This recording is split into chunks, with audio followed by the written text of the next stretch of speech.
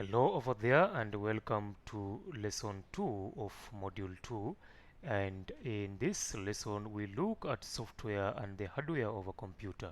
In our previous lesson 1 we said that the computer has both the software and the hardware. So in this lesson let's get started and define and state the difference between these two terms. So the hardware of a computer is the physical components of a computer that you can touch and you can feel. An example could be the keyboard, the monitor, screen, the hard disk, and any other physical components that you can touch. The software of a computer is a set of instructions or programs that tells the hardware what to do. So you can say that a software is some coded or programmed instructions using some programming language, and these instructions direct or controls the hardware. So the hardware without the software cannot be able to perform any task. The software is categorized into three categories. So we have the system software, the application softwares, and the programming softwares. Let's look at each one of them. The system softwares are those software that bridge between the hardware and the applications. An example of this system software could be the operating system. So once a computer is manufactured, that's the hardware part of a computer.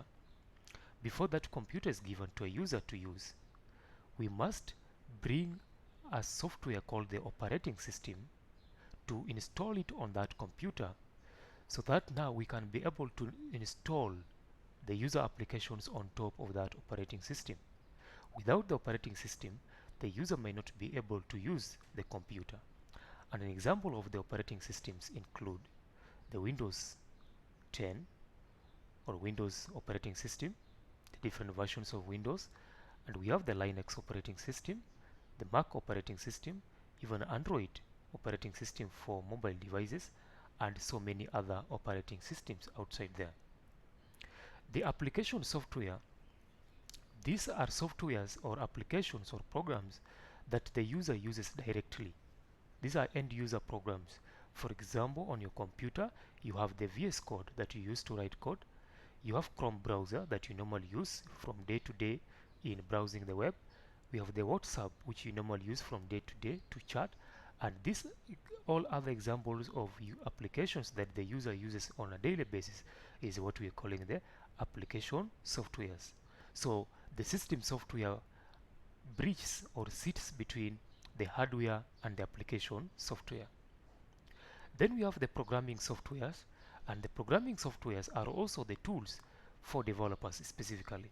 So if you are a developer, then most likely you will interact with some of these tools and softwares.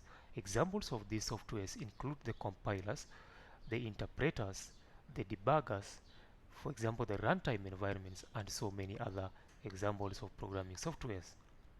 So with that said, let's pause at this video here and see you in the next lesson.